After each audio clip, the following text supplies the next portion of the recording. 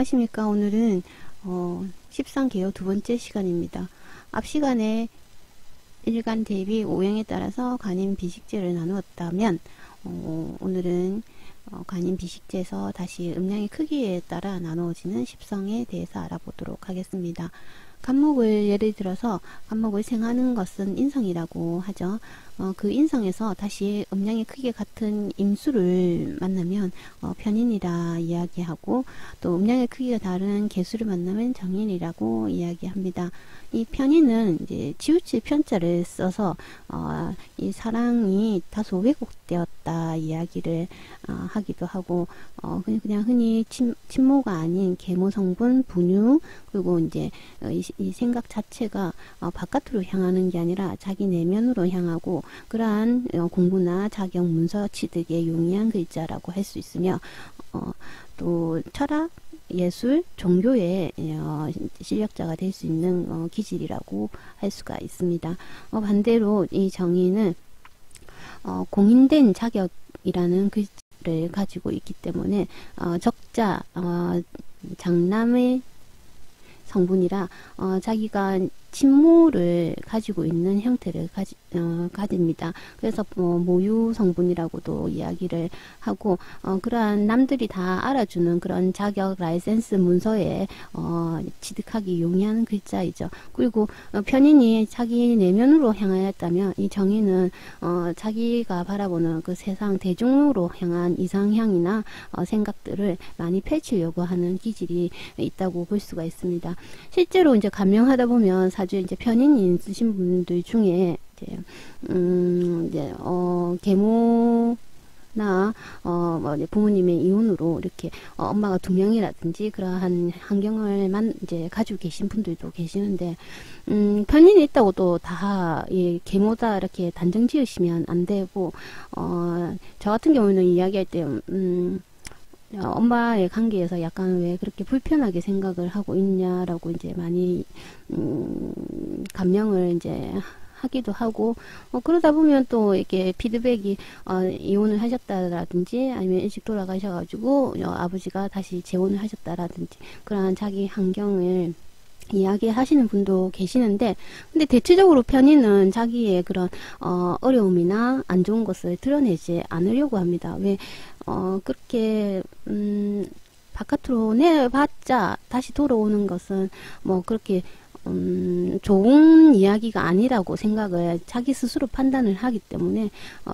자기의 어려움이나 아픈 것을 꺼내는 것을 이제 싫어하고, 반대로 정의는 좀 다소 이제 낙천적이라는 그 기질이 있기 때문에 뭐가 이제 좀 그럴 수도 있지. 항상 어려운 일에 어떻게 보면 좀 긍정적이라고 생각을 할 수도 있는데, 이 편인의 입장에 볼 때는 너무 대책 없이 좀 까분다, 그리고 너무 바란다 라고 이제 생각을 할 수가 있죠.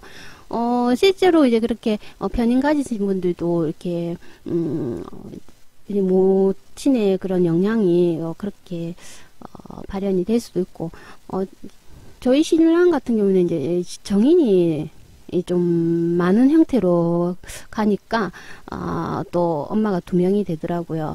그러니까 뭐가 이렇게 너무 과하면 항상 그러한 그 육친의 그 어려움이 이제 사주 내에서 이제 일간을 향해 이제 발현이 되니까, 항상 사주 보실 때 뭐가 과한지 뭐가 부족한지 이렇게 한번 살펴보는 게 중요하다고 합니다.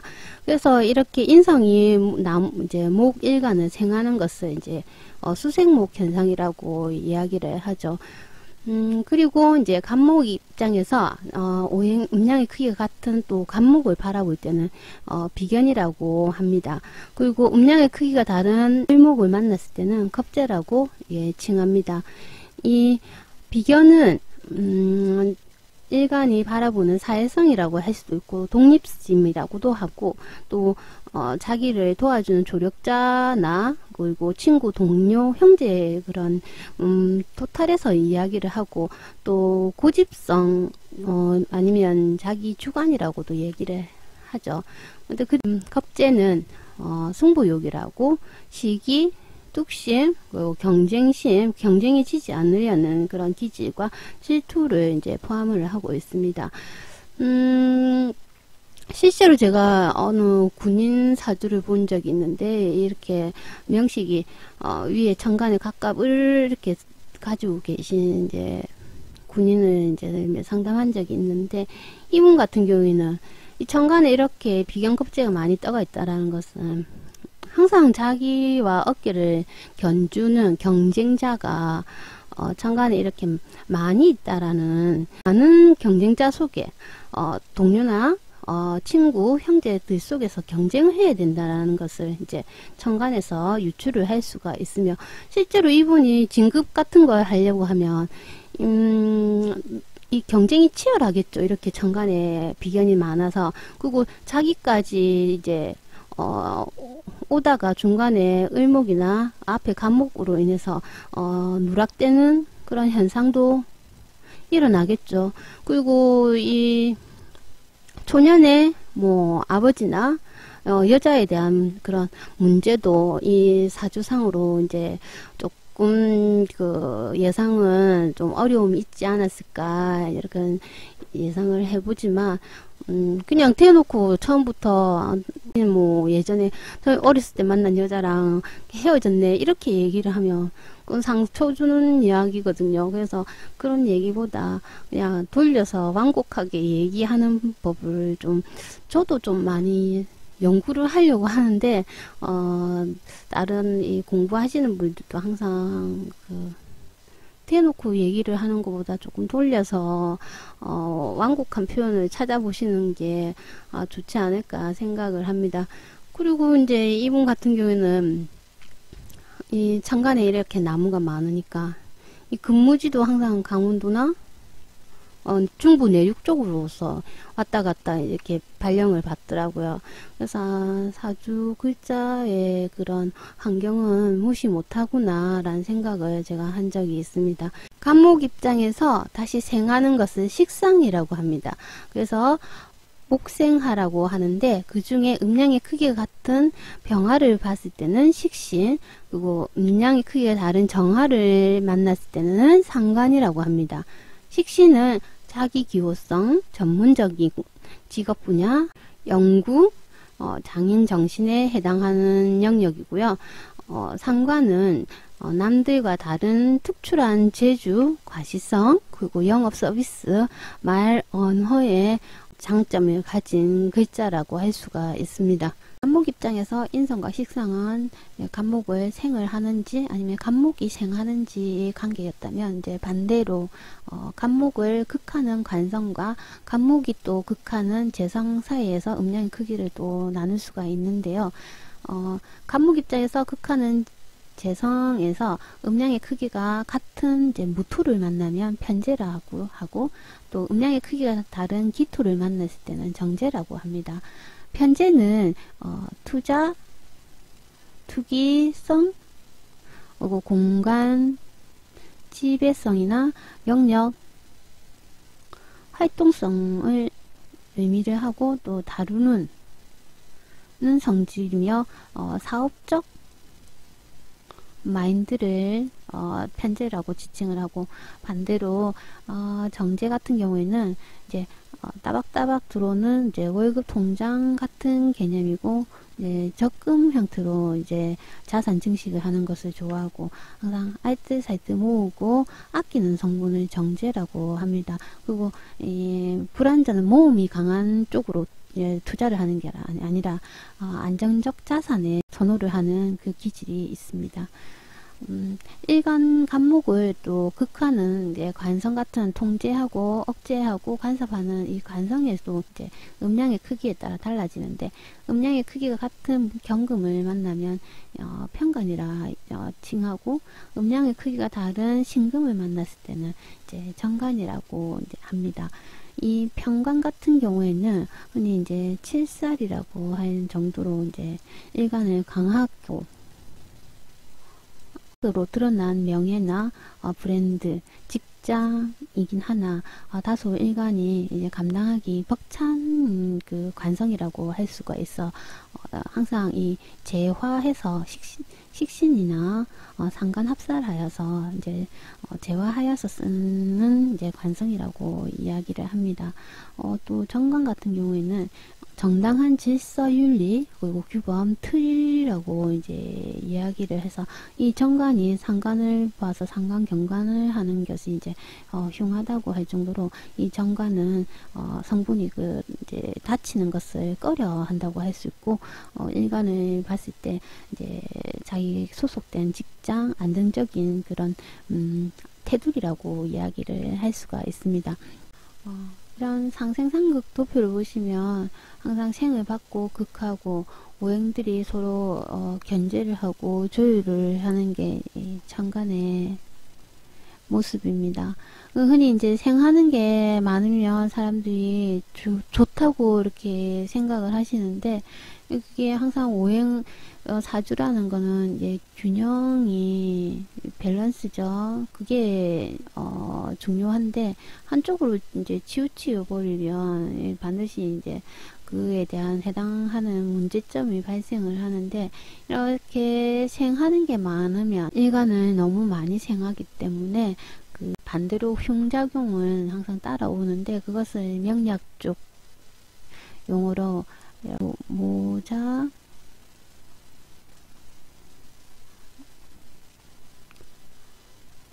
멸자라고 하여서 엄마의 사랑이 커서 자식을 망친다라는 그 용어인데 이 인성이 너무 강하게 되면 이게 목 입장에서는 인성이 많게 되면 이제 수다 본목이라 해서 물이 많아서 나무의 뿌리가 썩게 된다라고 이야기를 하는 거죠. 그러니까 이 적당한 인성인 항상 나무에게는 필요는 하긴 하나 너무 강한 물의 영양분이 이 목에게 전달이 되면 뿌리를 내리지 못하고 이 나무가 뿌리가 썩게 되어 이제 죽게 된다라는 그런 의미가 되고 마찬가지로 이제 화 입장에서도 이 목이 인성인데 적당한 이제 인성이 필요한데 나무가 이제 많아지면 목다하식이라 해서 불을 피우는데 나무가 많아지면 불이 외려 더 꺼져버린다, 불길이 꺼져버린다라고 얘기하는 게 이제 목다하식이고 이 토 입장에서 또 인성이 이제 화이니까 화가 또 많아버리면 불이 강해서 흙이 이제 마른다, 뭐 하다 토조 라고 얘기를 합니다. 그거는 어떻게 생각을 하시냐면 여름날에 너무 이제 화기가 이제 강렬해서 조해서 이 땅의 역할은 결국 나무를 키우는 그런 기반을 다지는 형태인데 이 토의 그 인성화가 너무 강해서 이제 땅이 뜨거워지면 이제 논바닥이 이렇게 쩍쩍 갈라지는 그런 현상이 이제 발생을 하여서 이 토의 임무인 식물을 키우지 못하는 현상이 발생을 하죠. 그것을 하다 토조라고 이야기하고 이제 금 입장에서 또 다시 인성 토가 많아버리면 토다 금매라고 해서 이 금은 땅속에 이제 흙이 너무 많아서 땅속에 묻힌다라는 그런 의미인데 이걸 제가 좀 이 토다 금매를 어떻게 생각을 했냐면 금 자체는 이제 쓰임이 있으려면 밖으로 드러나와서 재련을 하거나 가공이 되어야 되는데 이 인성이 계속 인성이 깊어서 가려진다고 하면 그 금의 쓰임이 제대로 되지가 않고 또한 반대로 이 묻혀있던 그 금이 땅에서 꺼내져서 이제 바깥으로 이제 드러내게 되면 결국은 자기의 환경에서 벗어나서 다른 곳으로 옮겨가야 되는 또 그런 이별의 아픔을 또 암시하고 있다고 볼 수가 있습니다. 수 입장에서 인성은 또 금이라고 할 수가 있죠. 금이 또 많아버리면 명리학적 용어로 이제 금다수탁이라 하여 금이 많아서 물이 탁해진다라는 의미인데 이 경우는 이제 제가 생각을 했을 때 이 왜 물이 탁해질까라고 좀 한참을 생각을 해봤거든요. 그때 이 수 입장에서 금은 수원지 라고 할 수가 있고 뭐 바위라고도 얘기를 하는데 폭포가 이제 연상이 되더라고요. 그래서 폭포에서 물이 이렇게 떨어지면 이제 바위 수원지에서 이제 발원이 되어서 뭐 물이 계속 이렇게 떨어질 때 물은 이 청해야 제 일을 하는 거라고 할 수 있는데 폭포에서 떨어지는 이 부분 낙차의 폭우 힘으로 인해서 이 부분 항상 모래알이라든지 부유물이 이렇게 둥둥 떠다니는 형태로 이렇게 폭포 밑 부분은 이렇게 어지럽게 탁한 모습을 유지를 하지 않습니까? 이게 금다수탁이구나. 금이 너무 많아 물이 계속 이제 형성이 되면 이 청한물 유지가 어렵구나라는 것을 명리학적으로 금다수탁이라 하는구나 라고 생각을 했죠.